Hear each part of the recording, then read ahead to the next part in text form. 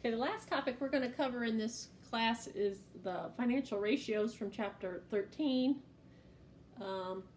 Most of you aren't going to be accountants, so you're not really going to be preparing the financial statements. You're going to be making decisions using them. And the more you understand what's included in them, the better decisions you can make. One tool that financial statement analysts use are financial statement ratios.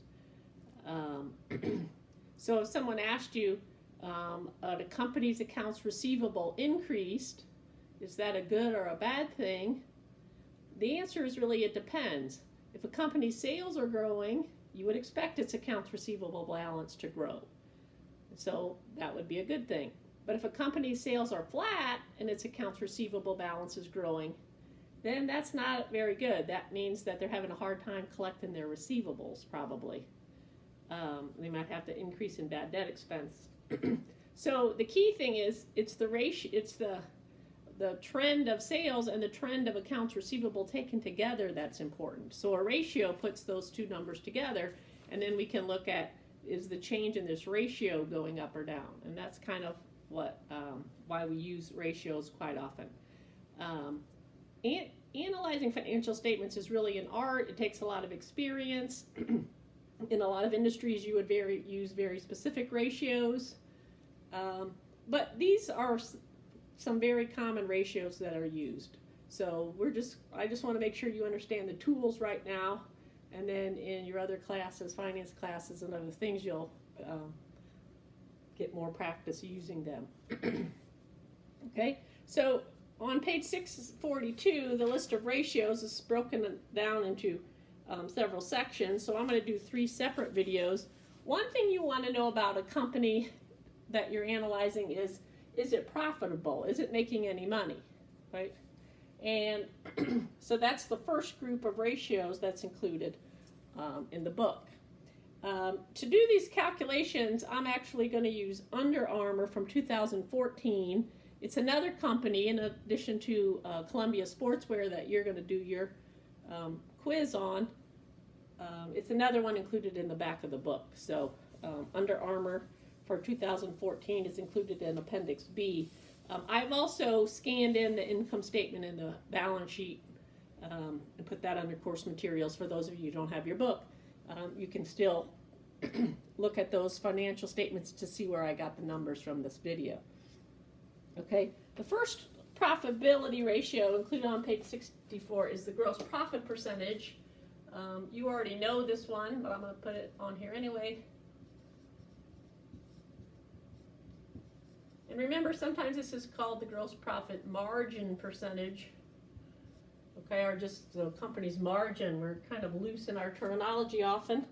If you sit and listen to CNBC for any length of time, you'll hear them talking about the company's margins and what's happening with the margins, okay? Remember, this is the percentage that the company keeps after paying for its inventory, right? So it sells at a certain price, we subtract the cost of goods sold, that's the gross profit.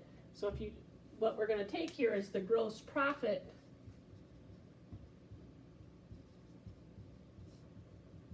over net sales. Remember, net sales, I think Under Armour actually uses the word net revenue. That's one frustrating thing when you're doing these ratios. In business, we call one thing by 5 different names, sometimes net sales, sometimes net revenue, sometimes just sales, even though we mean net sales. And the other thing is we use one word to mean 5 different things. That's confusing as well. But you already know this one, so this ends up being the percentage of the net sales that we get to keep after paying for our cost of goods sold. So for Under Armour, their gross profit was 1512206, and their net sales were 3084370. Okay, so just plug that into the formula there, and we end up with, I like to keep one area past the decimal here when I turn this into a percentage. So this comes out on your calculator 0.49, and then I rounded right to this digit here, 0.490, and we would turn that into a percentage, 49%. So of the net sales that Under Armour has, they get to keep 49 cents on the dollar, 49%, after paying for their cost of goods sold. That's quite a markup. So if you buy Under Armour products, think about that. You're paying, they almost double the price when they sell it to you there. Okay. But remember, this is before they pay their salary for their workers and their advertising and everything else. So this is the gross profit margin here for Under Armour. Okay, another ratio that would help us decide if this company is profitable is called return on assets. I'm sorry, return on sales. Return on assets is later. Return on sales. Okay. Now, this one uses gross profit in the numerator. We'll see this one uses net income in the numerator.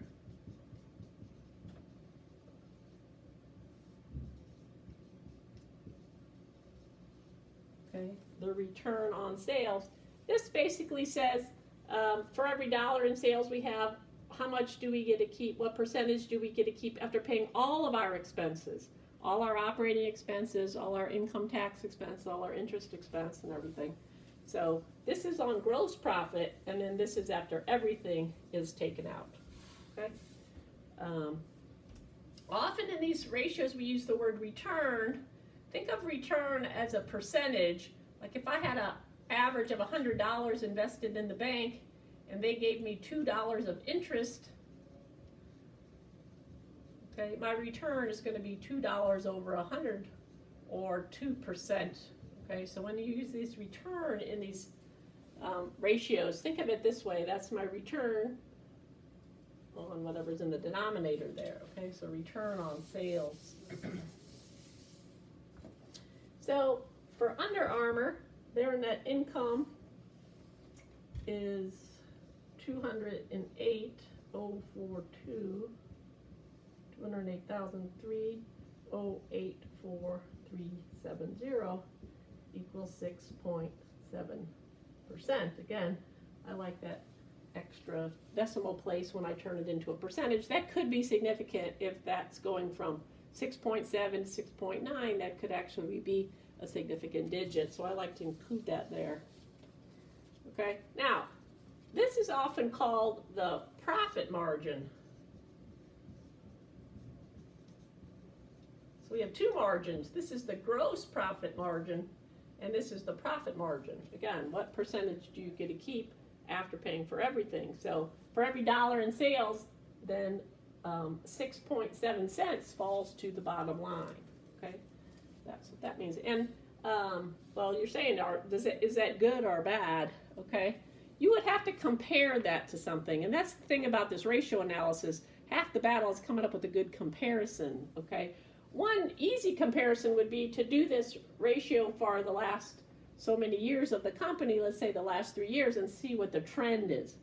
Okay, is it a good or a bad trend? Okay, so these two items you would want to have them be higher rather than lower. So if this was if this was 7 and then it went to 6.9 and now it's 6.7, then that would be a bad sign. For some reason they're not being able to get quite as much net income based on their sales, right? Their expenses have gone up somewhere, and we'd have to check exactly why, okay? We've talked about this one before. If this one is going down, that could mean several things. Our cost of goods sold are up, and we can't pass it on to our customers, or maybe people don't like our products. We have a lot of competition in our industry, and so this is going down because we have to put our stuff on sale to be able to sell it. Okay, I actually was on Under Armour's website looking up some of this information today, and they basically said, 25% off on everything. So they are having a big sale right now in this COVID area. All right. Oh, the other comparable could be other companies in the industry. So this is Under Armour. You could compare this to Nike or Adidas or other companies in the industry. That would also be a good comparable to see what theirs are. Okay. Another thing that we use in this area is called the asset turnover. We're going to have some other turnovers later. And so for the asset turnover, it's net sales over the average total assets.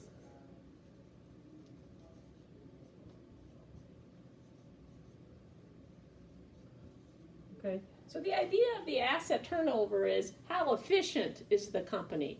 So this is on average how many assets they had that they were invested in their company, right? They were utilizing their company, and how efficiently are they at generating net sales from that, right? This is a really good one to compare to your customers, because if you have the same net sales as one of your competitors, but they're making the same amount of net sales and they, only have 3/4 of the assets you do, you need to start wondering, how are they so efficient at generating these sales with a lot less assets? Maybe we have a lot of waste or assets that aren't being productive or something's going on. So this is a good one to check with your competitors, and if they have a better asset turnover than you do, you need to look at your efficiency and figure out how they can have a better asset turnover than you. How are they being so efficient in generating sales from their assets? That's the idea of this one.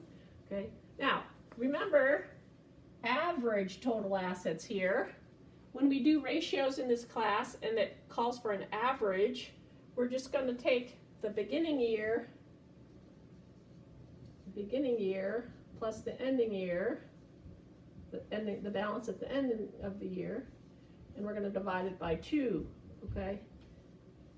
The reason we use this average often in these is when one of the numbers is from the income statement and one of the numbers is from the balance sheet. Okay, this net sales is for the entire year of 2014.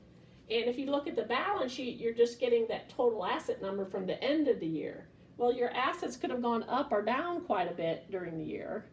Okay, so if your assets went up quite a bit, you're using this high number at the end, then that's going to give you like, oh man, we're not very efficient at all. We have this high assets. But over the year, your assets have gone up a lot. So if you take an average, you'll get this number in the middle, and that's what you'll be comparing to, because remember, the sales numbers for the entire period here. So this is a better comparison. If you're doing an income statement number and a balance sheet, then we often take the average of the balance sheet number to get a better comparison. So that's why we do that. Now, if you look at Under Armour's financial statements that I put in, you'll realize that we have the 2014 number, but we don't really have the beginning number. A balance sheet doesn't include beginning numbers. But remember, the ending of the year 2013 is the beginning of 2014, right? Those balance sheet numbers don't get closed, they carry right over. So that's why public companies have to give 2 years of balance sheet data so we can calculate these averages, okay? Now, when you put this in your calculator, make sure you put brackets around these two, because if you just put, the beginning number plus the ending number and then divide by 2 without these brackets, this dividing by 2 is going to be done to 14 before this gets added in, and your ratio will be off. That's a common mistake. So when you come up with the average total assets, just make sure it passes the smell test, right? If you got an 80 on one exam and 100 on another exam, and someone said, oh, what is your average? You would just in your mind add these together and divide by 2, and you would get 90, right? It's in the middle here. Okay, so just make sure when you come up with a number here, it passes the smell test. It should be in between these two numbers. Just kind of visualize and make sure it's, otherwise it probably means you put the number in your calculator incorrectly. Okay. Also, obviously, it doesn't matter which order you put these in. I think maybe on my answer key here, I did it the other way. But just so you have the 2 total asset numbers and then divide it by 2. Okay. So, let's see. So, asset turnover, we're going to put net sales again. We've used this number several times. That's the same. And then we need to take the average. Oh, I'm going to try to follow the formula I just wrote there. So 1577741 plus 2095083 divided by 2. And this comes out to be 1836 2. So the average total assets for the company. Okay, and you can eyeball that. Yeah, that looks pretty good, but that's the average number. Okay, so then if we take this net sales number divided by this average total assets, it comes out to be 1.68 times. Now this isn't a percentage, so we don't turn it into a percentage, right? Our net sales are over our average total assets 1.68 times. That's kind of how we talk about these turnovers. We employ these assets, how many times do they kind of turn over into resulting in sales? And the answer is 1.68 times. Again, I mentioned you might want to compare this to your competitor. If they have 2 times here, then maybe you're not as being efficient as you could be. Okay, so that's that one. And then the next one is return on assets.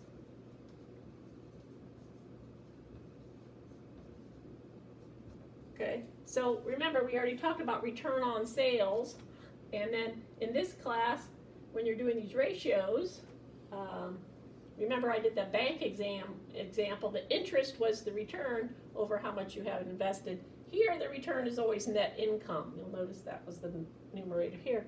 The return on these ratios is always net income. So we're going to take net income, and then how much did we have invested? Again, this is going to be the average total assets. Okay, I'm not going to recalculate that. Remember, we already did that, the beginning and ending divided by 2, the average total assets. So this is very similar to that bank example I did.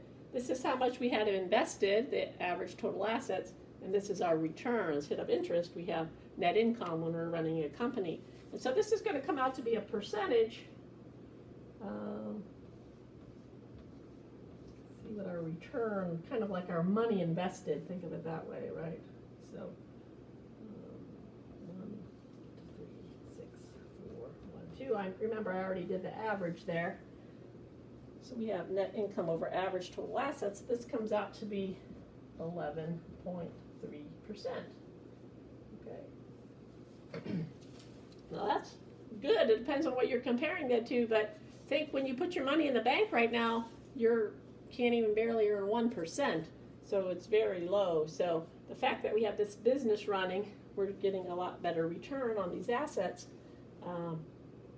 than we would investing in the bank or a bond or something at this point, probably, right?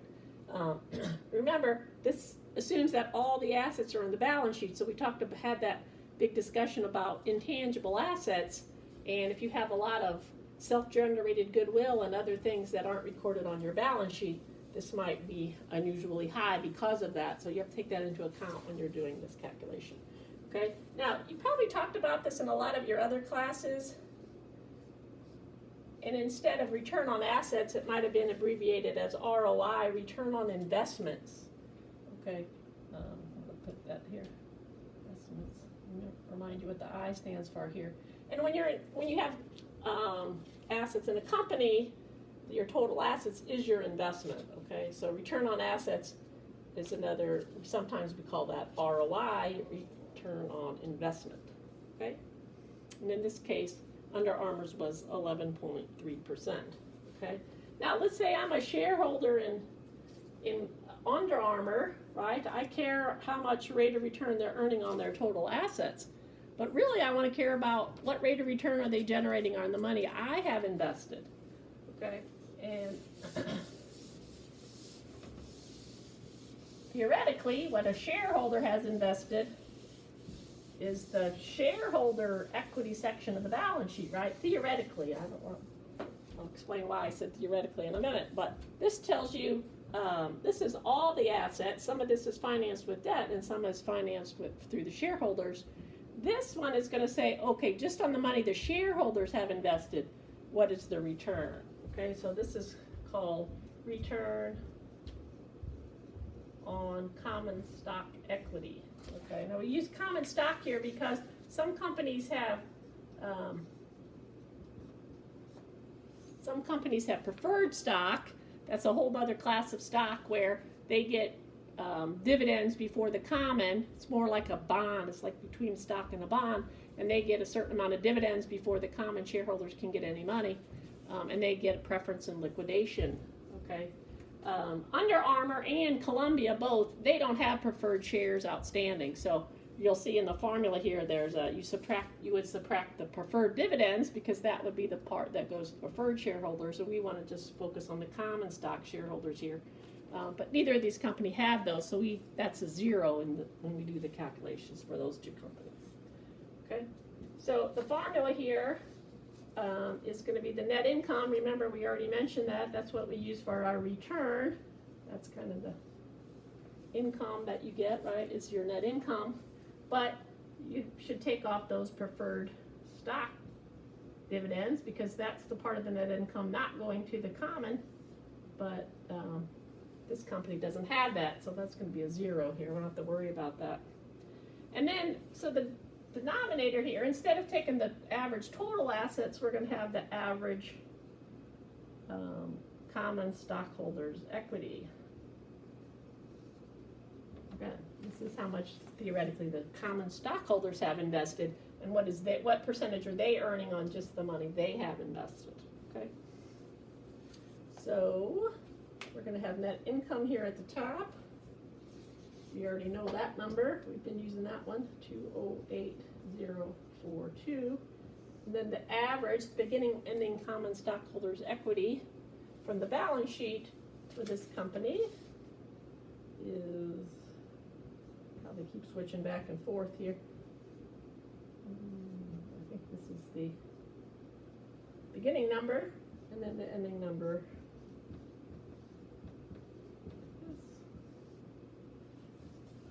By 2. Okay.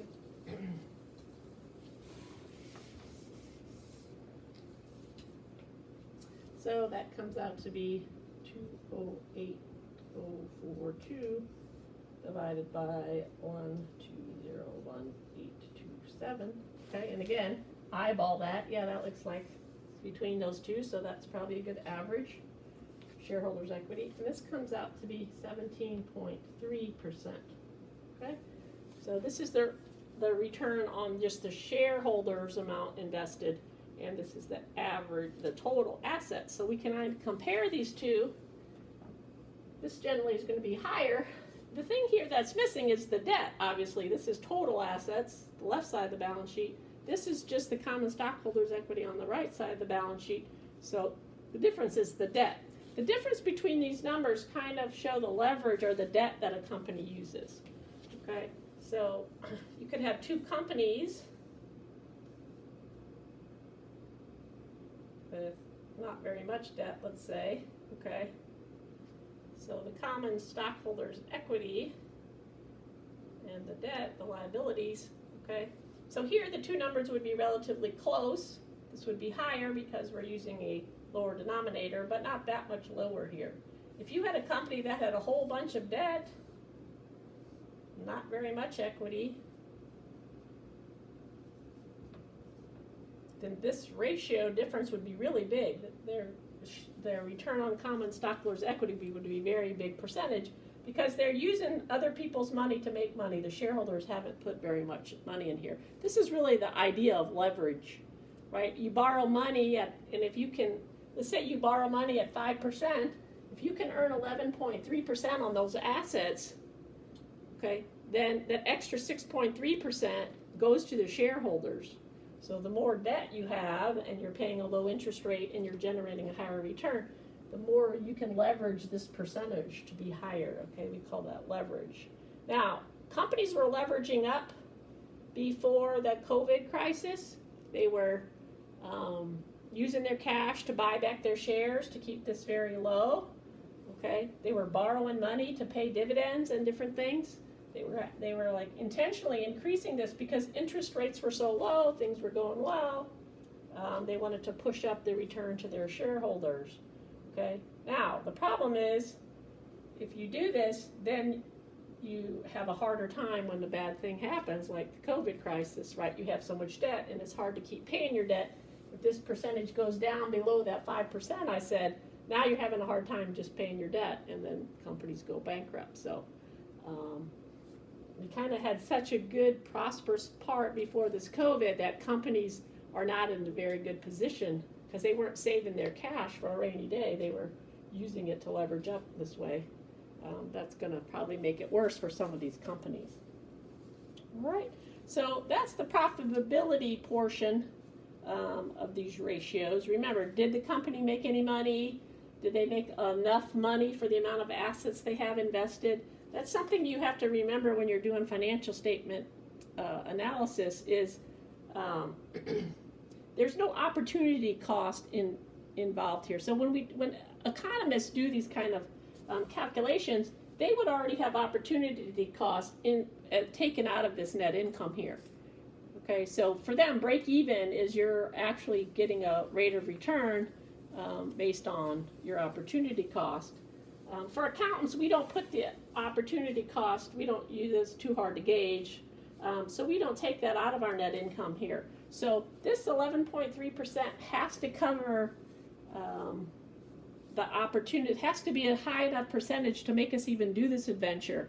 If we could put our money in the bank and earn 8% and sit around and eat bonbons all day, why even invest this assets into this company? Just put the assets in the bank and sit around and eat bonbons for 8%, right? That extra 3% is not enough for us to do all that work. So always take that into account. It's not only did you make a good rate of return, but is it enough considering the assets that you have invested and the risks that you've assumed? Is that a high enough rate to justify it? Okay, thanks.